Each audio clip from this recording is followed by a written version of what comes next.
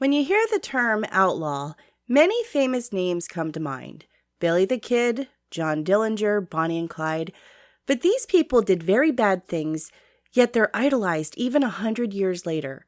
Their lives were so wild that they were actually cut short, but they managed to concrete themselves into history. I feel there's a rebel in all of us that secretly wishes we were riding shotgun with Babyface Nelson rather than sitting in the traffic jam on our way to our repetitively boring work lives. In this video, I'm going to give you something to daydream about. This is the life of Richard Barter, also known as Rattlesnake Dick, and you're watching it on Now You Know.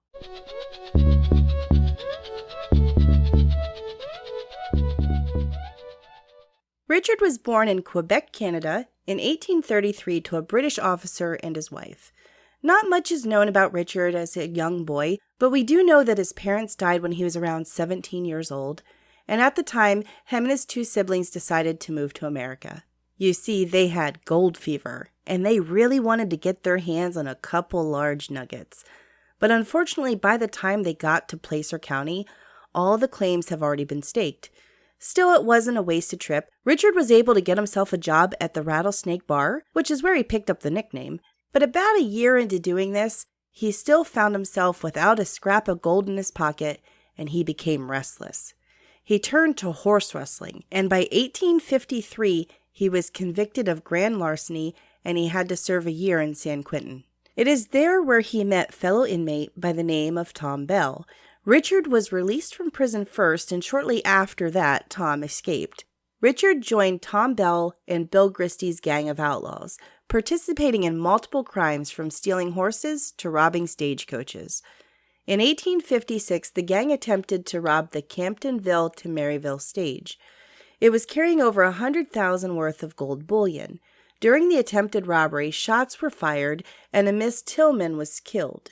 She was the wife of a popular barber in Maryville. This caused outrage in the town, and it didn't take long for the sheriff's posse and a group of vigilantes to capture Bill Gristy.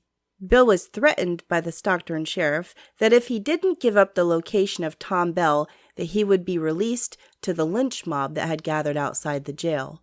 Out of fear, Bill caved. The sheriff raced to Tom's location, but by then, a posse commanded by Judge Belt had already hung Tom.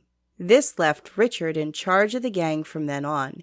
Shortly after his promotion, he heard that large shipments of gold were being moved via mules down the Trinity Mountain from the Wairika gold mine. So Richard sent George Skinner and 3 other outlaws to ambush the mule train. They were able to successfully steal $80,000 in gold. But as the bandits attempted to return to Richard, they realized the mules were not able to go the full distance carrying that weight. So they resorted to burying half of the gold in the mountains before returning to Richard, and they were just outside of Auburn when they were intercepted by the Wells Fargo posse. During the altercation, George was killed and the rest of the bandits ran off. $40,000 was recovered, but the posse was not able to find the other half of the gold. While this was going on, Richard was actually being arrested for other crimes, and he didn't find out what happened to the gold or George until after he was released. He then spent months in the mountains digging for the other half of the bullion. He was not able to find a single nugget, and to this day, it has never been recovered. But that didn't stop Richard and his gang of outlaws. In 1857, they were able to steal the Wells Fargo safe in Fiddleton, along with multiple other stagecoach robberies, cashing in somewhere around $30 grand. That would be well worth over $1 million today. On July 11th, 1859, Richard and his gang was ambushed by George Johnson's posse near Auburn. Richard was wounded, but was able to escape. The next day, just outside of Auburn, Richard's body was found. He had 2 bullets in his chest, and he must have realized that he was not going to be able to make it without medical attention, and he couldn't get that without turning himself in. So he ended things himself with a shot to the head. He was 26 years old. So now you know that somewhere in the vast wilderness of the Sasha Trinity National Forest, there's roughly $1.4 million worth of gold still waiting to be found.